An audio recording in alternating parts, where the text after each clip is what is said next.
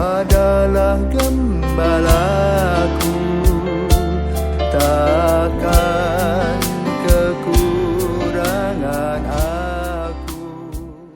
Saudaraku terkasih, selamat pagi, salam jumpa lagi dalam Siap Saji Pekan Paskah kedua. Karena Bapa, Putra, dan Roh Kudus. Tuhan Yesus, proses perkembangan iman hadir dalam langkah-langkah kami menuju Engkau, di mana Engkau mendampingi kami, sebagaimana Engkau mendampingi Nikodemus dalam Injil yang akan kami baca pada hari ini. Biarlah kehadiran-Mu menumbuh kembangkan iman dan harapan kami, sehingga kami tumbuh menjadi seorang yang dewasa di dalam iman, demi Kristus Putra-Mu dan pengantara kami, kini dan sepanjang masa. Amin. Tuhan bersamamu dan bersama rohmu. Inilah Injil Yesus Kristus menurut Yohanes. Dimuliakanlah Tuhan. Dalam percakapan dengan Nikodemus, Yesus berkata, begitu besar kasih Allah akan dunia ini, sehingga Ia telah mengaruniakan anaknya yang tunggal, supaya setiap orang yang percaya kepadanya tidak binasa, melainkan beroleh hidup yang kekal. Sebab Allah mengutus anaknya ke dalam dunia, bukan untuk menghakimi dunia, melainkan untuk menyelamatkannya. Barang siapa percaya kepadanya, ia tidak akan dihukum. Tetapi barang siapa tidak percaya, ia telah berada di bawah hukuman, sebab ia tidak percaya dalam nama anak tunggal Allah. Dan inilah hukuman itu, terang telah datang ke dalam dunia, tetapi manusia lebih menyukai kegelapan daripada terang, sebab perbuatan mereka jahat. Sebab barang siapa berbuat jahat membenci terang dan tidak datang kepada terang itu, supaya perbuatannya yang jahat itu tidak nampak. Tetapi barang siapa melakukan yang benar, ia datang kepada terang, supaya menjadi nyata bahwa perbuatannya dilakukan dalam Allah. Demikianlah Injil Tuhan, terpujilah Kristus. Kalau kita membaca buku harian Santa Faustina, seharusnya kita kagum dengan suster yang hanya sekolah kelas 3 SD. Tapi dia bisa menguraikan secara teologis yang luar biasa. Apa sih kunci dan resepnya? Ternyata Suster Faustina mengalami kesulitan dalam hidup. Sebelum jadi biarawati, dia menjadi babu di rumah satu keluarga.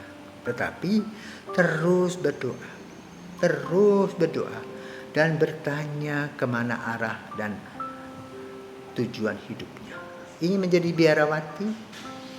Lalu dia datang kepada bapak rohaninya, dituntun dan dibukakan mata hatinya. Dan ternyata dia masuk dalam kongregasi suster kerahiman. Di mana disitulah dia pas datang. Dia membuka hati, dia mempunyai pengalaman pribadi dengan Yesus kerahiman. Kenapa? Dia terbuka. Sementara suster lain yang sekolah, pastor lain tidak terbuka mata hatinya. Juga para pejabat yang lebih tinggi tidak terbuka. Kenapa? Hanya menggunakan kepalanya, bukan menggunakan hatinya. Faustina membuka hatinya. Dan luar biasa dia bisa menulis. Maka kalau kita baca buku hariannya, mengagumkan. Bagaimana dia punya relasi dengan Yesus begitu dekat. Sehingga dia menulis satu persatu. Nah, saudaraku terkasih, Niko dalam Injil pada hari ini juga berhadapan dengan Yesus.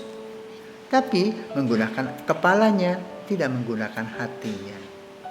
Maka dia tidak menangkap apa yang dikatakan oleh Yesus. Yesus mengatakan, begitu besar kasih Allah akan dunia ini, sehingga Ia telah mengaruniakan anaknya yang tunggal, supaya setiap orang yang percaya kepadanya tidak binasa, melainkan beroleh hidup yang kekal. Sebab Allah mengutus anaknya ke dalam dunia, bukan untuk menghakimi dunia, melainkan untuk menyelamatkannya. Itulah yang dialami Suster Faustina, kerahiman ilahi, lautan kerahiman.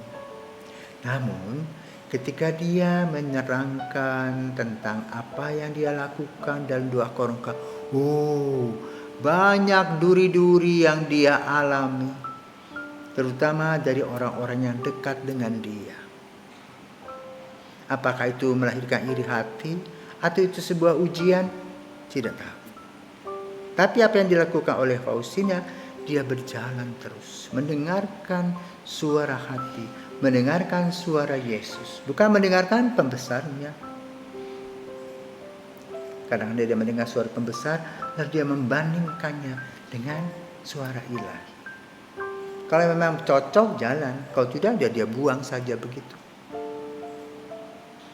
Maka saudaraku terkasih, kita pun sama. Kita dibaptis yang sama oleh Roh Kudus. Tetapi baju kita mungkin berbeda. Sering yang mempunyai baju yang lebih bagus merasa bahwa dia lebih hebat daripada orang yang tidak pakai baju yang bagus. Tunggu dulu. Soal iman bukan soal baju, tapi soal hati. Maka barang siapa membuka hati pada Yesus, membiarkan Yesus menjamah hatinya, maka hati yang sakit dan luka-lukanya akan disembuhkan. Dan dari kesembuhan tadi lahirlah syukur dan puji tentang Yesus. Tapi orang-orang yang menggunakan akal sehatnya tidak menangkap arti ilahi. Maka lalu bisa berbuat macam-macam untuk menyingkirkan orang-orang yang membuka hati kepada Yesus. Karena faktor kuasa.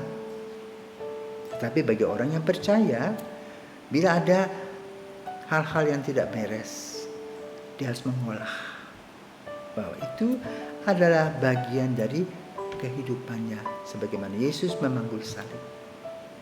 Maka sia-sialah orang yang berperkara dengan orang yang beriman, karena dia akan mendapatkan apa? Gigit jari, tidak akan berhasil. Walaupun mungkin berusaha menyakiti dan sebagainya, seperti yang dialami oleh Suster Faustina. Sakit banyak yang dia didapatkan, tetapi dia disembuhkan senantiasa oleh relasinya dengan Yesus. Ayo, mari kita juga mengadakan relasi dengan Yesus dengan sungguh baik, sehingga kita disembuhkan luka-luka hati kita. Kita senantiasa bersukacita dan bersyukur karena kita mengenal dan dikasihi oleh Yesus. Selamat pagi.